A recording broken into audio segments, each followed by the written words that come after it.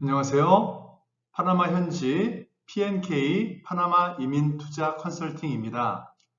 오늘은 1차 임시 영주권 취득 37일 만에 2차 임시 영주권 발급 확정 판결문을 취득한 이야기를 들려드리겠습니다. 오늘 날짜는 2022년 5월 4일입니다.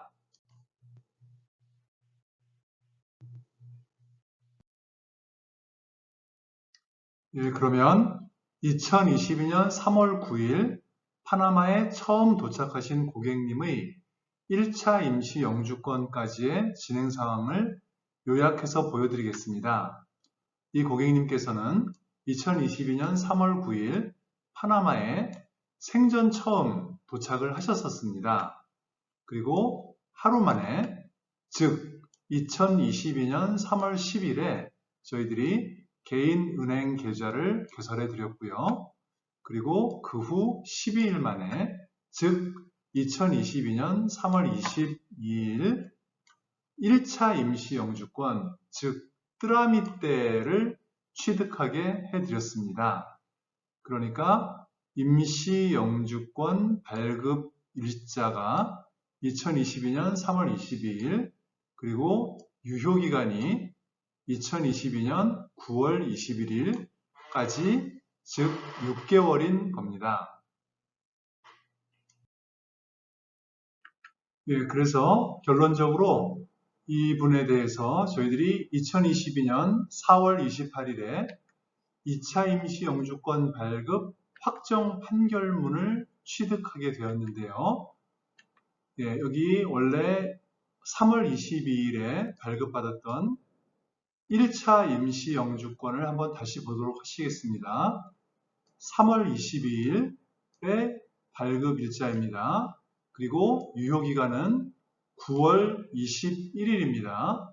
그러니까 9월 21일까지 유효한데 저희들은 37일 만에, 즉 4월 25일에 발급은 이민국에서 발급이 됐는데 막상 저희들 손에 쥐어준 것은 4월 28일입니다.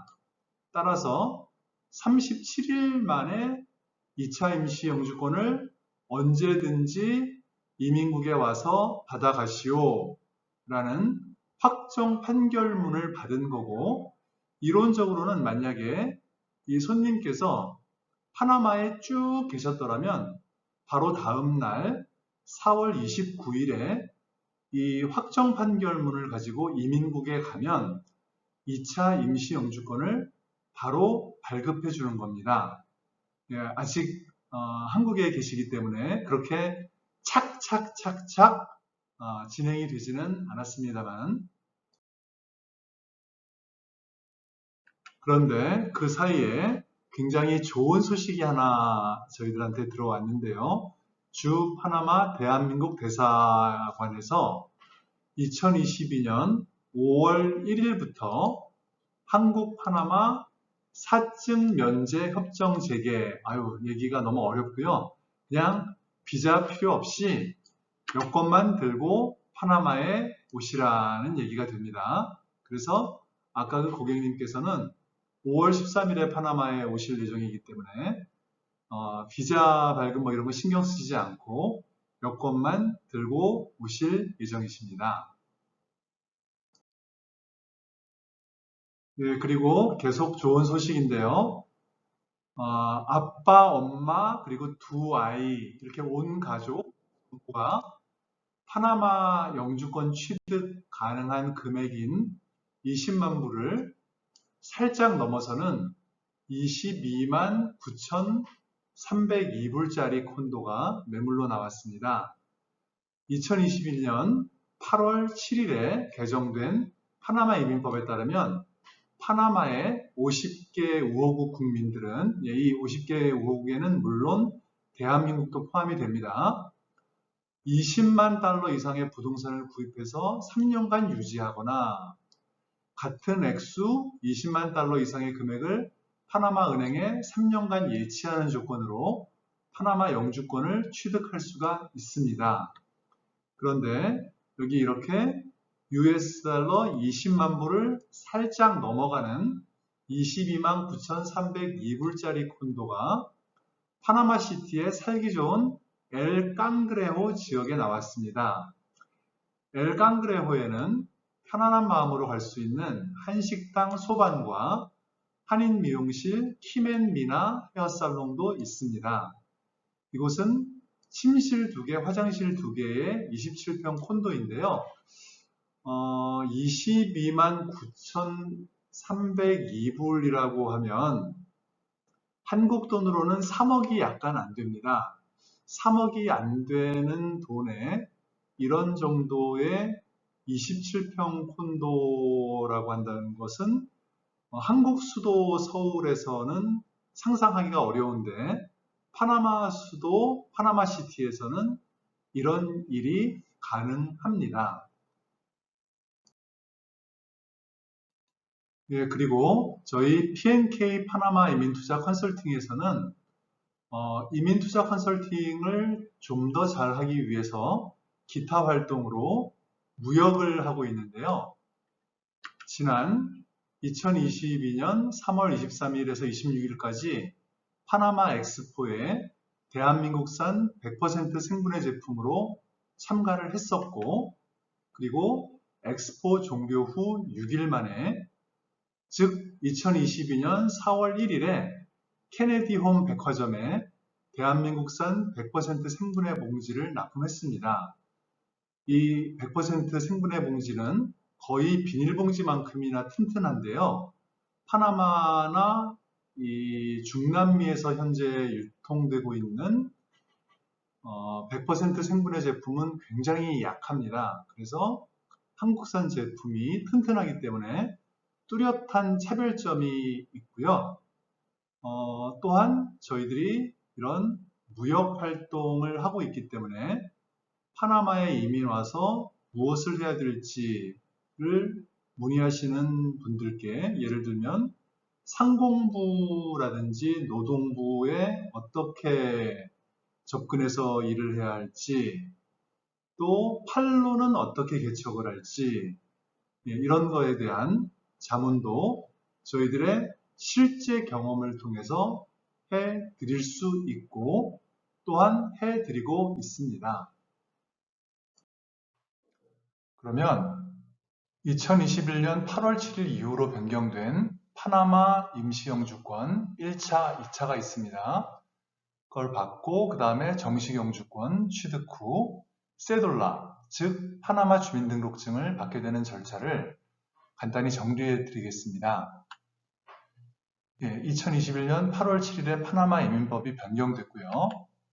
그 전에는 굉장히 간단했습니다. 모든 서류를 준비하여 파나마에 도착한 다음에 5,000달러를 파나마에 있는 은행에 예치하고, 빠르면 1개월 이내, 늦어도 6개월 이내에 임시 영주권과 정식 영주권까지 취득한 다음에 그 이후 1, 2개월 이내에 세돌라를 취득한다. 이렇게 간단했었는데 8월 7일, 작년 8월 7일 이후에 좀 많이 복잡해졌어요. 그래서 모든 구비 서류를 완비하여 파나마에 도착한 다음에 15일 안에 1차 임시영주권을 발급한 이후 최장 6개월 안에 2차 임시영주권 발급, 또 그 이후 23개월 만에 정식 영주권 발급, 또 그 이후 최장 3개월 안에 세돌라, 파나마 주민등록증을 취득한다. 이렇게 임시영주권이라는 게 하나밖에 없었는데 1차, 2차로 나눠지고 이렇게 복잡해졌습니다. 그런데 이렇게 글로만 또 설명드리면 이것도 좀 어려워하시는 분들이 있어서 다음 장에서 그림으로 한 번 더 설명을 드리도록 하겠습니다. 그러면 그동안 저희 유튜브를 보셨던 분들은 많이 보신 찡인데요. 뜨라미떼라고 해가지고 1차 임시 영주권, 6개월간 유효한 임시 영주권입니다. 이걸 이제 그 전까지 받았었고요. 그 다음에 이걸 받은 다음에 3개월에서 6개월이 소요가 된 후에 페르마네이시아 프로비시오날이라고 2차 임시 영주권을 받게 됩니다. 이게 23개월 유효한데요. 23개월이 지난 다음에는 레시덴테 페르마넨테라고 해서 정식 영주권이고, 이것은 발급 날짜는 있어도 유효기간이 언제까지다라는 게 없으니까 정말 영구적인 정식 영주권이 되겠습니다. 이걸 받은 다음에 대략 또 1개월에서 3개월 정도가 지나서 세둘라, 파나마 주민등록증이라고 할 만한 그런 것을 받게 되는데, 물론 이것도 영구적이긴 하긴 한데 10년마다 갱신을 하게 되는 그런 카드가 되겠습니다.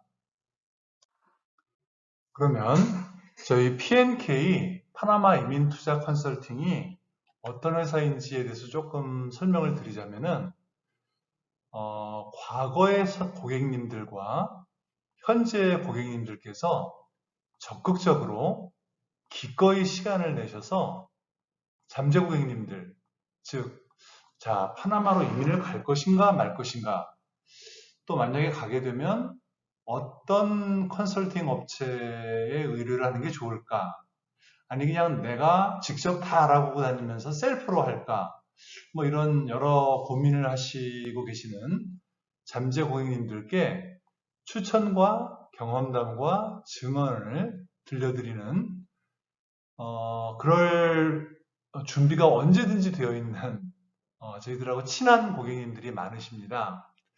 그래서 저희는 계약 전에 하는 말과 영주권, 세둘라, 운전면허 취득까지의 행동이 정확히 일치하거나 아니면 뭐라도 하나 더 해드리는 회사입니다.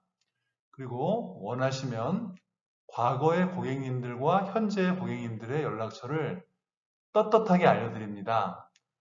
이렇게 저렇게 이야기하시기를 좋아하시는 고객님들이 많습니다. 예, 그리고 이제 파나마 30무에 대해서 말씀드리려고 하는데요. 원래는 파나마 20무로부터 시작을 했다가 이게 점점 늘고 있습니다. 파나마에 없는 30가지에 대해서 말씀을 드리자면, 일단 자연 환경 관련한 것들을 묶어보니까 미세먼지, 자연재해, 추위가 없습니다. 수도 파나마 시티의 연중 최저 온도는 섭씨 23도, 최고 온도는 섭씨 30도. 그러니까 막 영상 40도가 넘어갈 정도로 덥지도 않고, 또 섭씨 23도 정도면 상당히 또 쾌적하죠. 또 너무 춥지도 않고 이렇게 좋은데, 좀 추운 곳에 가보시려면은 보케테 볼칸 같은 데 가보시면 뭐 섭씨 16도까지도 내려가니까요. 그 이제 일부러 찾아가면 그런 곳도 있습니다. 그리고 생각을 해보니까 안구 건조증이라는 것도 없더라고요. 저는 이제 한국에 있을 때 안구 건조증이 겨울마다 좀 심해서 고생을 했었는데 파나마에서는 싹 나았습니다. 그리고 이제 겨울이 되면 빙판 낙상의 위험이 또 많이 있었는데, 제가 그걸 굉장히 또 겁을 좀 많이 냈어요. 빙판에서 넘어질까봐. 근데 그런 것도 여기는 없고, 겨울철에 이제 밖에 못 나가고 햇빛을 많이 못 쬐서 생기는 우울증, 이런 것도 없고, 예, 열대야가 없습니다. 낮에는 에어컨을 켜도 저녁이 되면 서늘해집니다. 자연환경이 굉장히 좋고요. 이제 세금과 주택 관련해서 묶어보니까 상속세, 증여세, 자동차세, 그리고 지금 한국에서 굉장히 많은 논란을 불어일으키고 있는 종부세, 종합부동산세가 없고, 말도 안 되게 비싸고 너무 빨리 오르는 집값 이런 거 없고요. 그리고 1가구는 1주택만 소유해야 한다는 강요, 민주주의 국가에서 이런 게 없습니다. 집을 몇 채를 사든지 아무도 뭐라고 하는 사람이 없습니다. 그리고 자녀 교육 관련해서 스카이캐슬, 자녀들을 망치는 황당한 교육제도라든지, 그리고 나는 안 보내고 싶어도 도저히 주위의 어떤 상황 때문에 과외나 학원에 안 보낼 수가 없는 상황, 이런 것이 파나마에는 없습니다.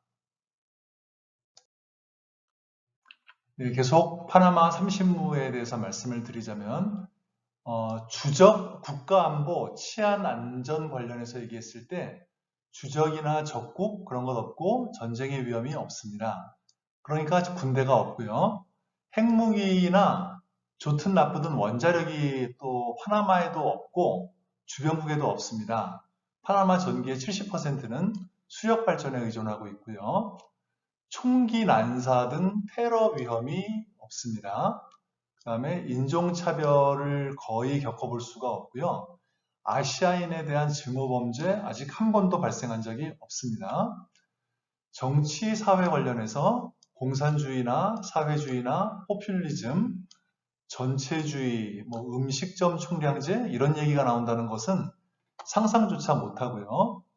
이제 수준 낮고 천박한 정치가들이 없습니다. 파나마의 정치가들은 좀 지나칠 정도로 온건하고 굉장히 점잖게 무슨 말이든 하고요. 또 극렬한 시위가 없습니다. 이유가 뭐든 시위의 주제가 뭐든 더워서 그런지 적당히 몇 시간 깃발 흔들다 가는 게 전부고요.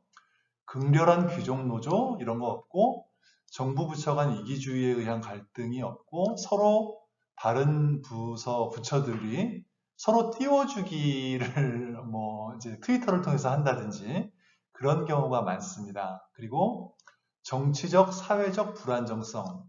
그러니까 어떤 정당이든지 외화 유치, 외화벌이, 외국 자본 끌어들이기, 외국 회사 끌어들이기 이런 식으로 외국으로부터 돈 들여오는 거에 이제 혈안이 되어 있고 이념 때문에 국가의 제도와 방향이 획가닥 뒤집히는 일이 없습니다. 그리고 홍길동, 임꺽정, 로빈훗 이런 개념, 이제 기업이나 부자에 대한 그런 반감, 그런 것이 여기서는 거의 그런 것을 느낄 수가 없습니다. 그럼 오늘도 긴 이야기를 들어주셔서 감사합니다. 저희 네이버 블로그에 보시면 또 이 유튜브로 좀 구현하기 어려운 내용이 또 있고요. 특히 중요한 부동산에 대한 자료가 상당히 많이 있으니까 네이버 블로그도 보시고요. 또 궁금한 게 있으시면 저희 카카오 아이디 파나마 이민으로 치시고 뭔가 문의를 하셔도 되고요. 이메일은 pnklatam@pnklatam.com으로 이메일을 보내셔서 이러이러한 게 궁금한데 답변을 해달라고 요청하시면 됩니다. 감사합니다.